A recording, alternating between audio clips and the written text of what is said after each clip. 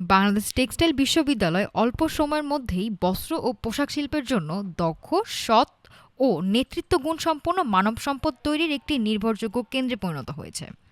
এই মন্তব্য করেছেন শিক্ষা উপদেষ্টা অধ্যাপক চৌধুরী রফিকুল আবরার।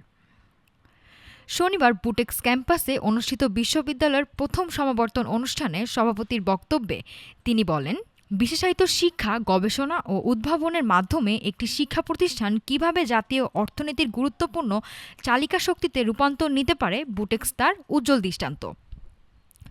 সমাবর্তনে ৩২তম থেকে ৪৪তম ব্যাচের শিক্ষার্থীরা অংশগ্রহণ করেন। এ সময় বিএসসি ইন টেক্সটাইল ইঞ্জিনিয়ারে ২,৬২৩ জন, এমবিএ ইন টেক্সটাইলে ১৯৪ জন এবং অভিভুক্ত কলেজগুলোর ১,২৫০ জন শিক্ষার্থীকে ডিগ্রি প্রদান করা হয়।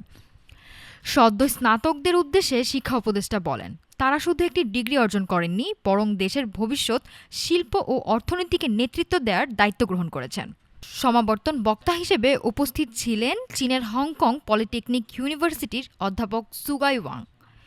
এছাড়া অনুষ্ঠানে বক্তব্য দেন মঞ্জুরি কমিশনের চেয়ারম্যান এস.এম.এ ফায়েজ এবং বুটেক্সের উপাচার্য অধ্যাপক জুলহাস উদ্দিন। সততা, পেশাদারিত্ব ও নৈতিকতার মাধ্যমে দেশের প্রয়োজনে উদ্ভাবনী সমাধান দেয়াই হওয়া উচিত তাদের প্রধান অঙ্গীকার। সামিয়া নাফিসা, ঢাকা টুডে।